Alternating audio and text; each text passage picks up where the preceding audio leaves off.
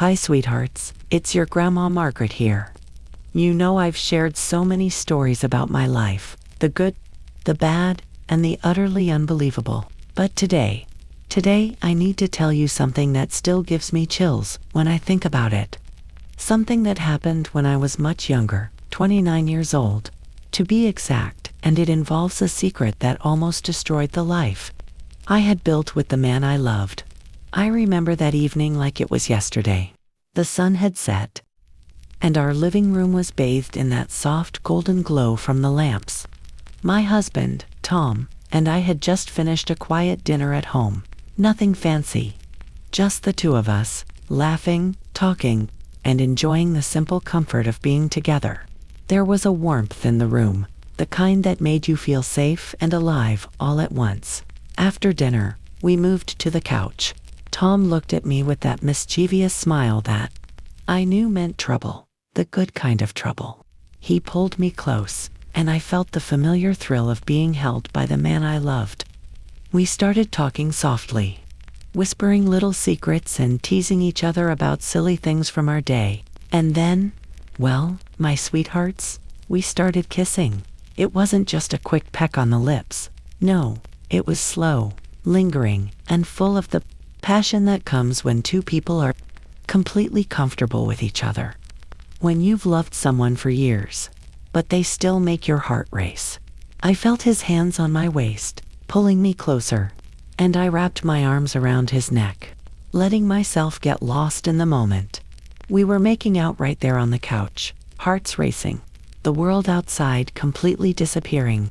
And then, as if fate had decided to intervene, my fingers brushed against something hard and cold tucked behind the potted plant in the corner of the living room. At first, I thought it was part of the lamp wiring, or maybe some random object that had fallen behind the plant. But then, I noticed it, a tiny, blinking red light. My heart nearly stopped. I froze, my mind racing. There, hidden in plain sight, was a small camera. A camera angled perfectly to capture everything in our living room. Everything. The thought hit me like a lightning bolt. For a moment, I couldn't breathe. I pulled away from Tom, my hands shaking. "Tom, look," I whispered, pointing to the tiny blinking lens. He looked confused at first, but then I saw it, that same shock in his eyes. "Oh my God," he breathed.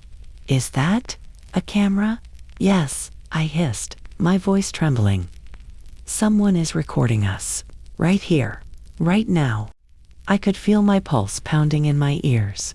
The room that had felt so safe, so intimate, just moments ago, suddenly felt like a trap. The warmth, the laughter, the kisses. All of it was tainted now by the thought that someone had been watching, possibly for who knows how long. We jumped off the couch and started searching the room. I pulled cushions, moved furniture, and even checked behind picture frames and lamps. Tom and I were frantic, our hearts racing, our breaths shallow. The camera was small, almost invisible if you didn't know where to look. But it was there, and it had been recording us. I felt violated in a way I had never imagined, not just physically, but emotionally, spiritually. How could someone betray us like this? How could anyone invade the one place in the world we thought was sacred, our home, our sanctuary? We called the police immediately. They came quickly, examined the camera, and confirmed what I already knew in my heart. This wasn't an accident. Someone had deliberately placed it there. Someone had wanted to watch us, to spy on our lives. The investigation was brutal. It turned our happy home into a place of fear and suspicion. Every friend, every neighbor, every person we knew suddenly became a potential suspect. I couldn't sleep, couldn't eat, couldn't even look at Tom without thinking about what might have been recorded. Who might have seen it? And then came the most shocking part. The part that still makes me shiver when I think about it. The police traced it back. It wasn't a stranger. It wasn't a random intruder. It was someone close. Someone we trusted. Someone we had let into our lives completely. I remember sitting on the edge of the bed that night. Tom holding my hand, both of us shaking.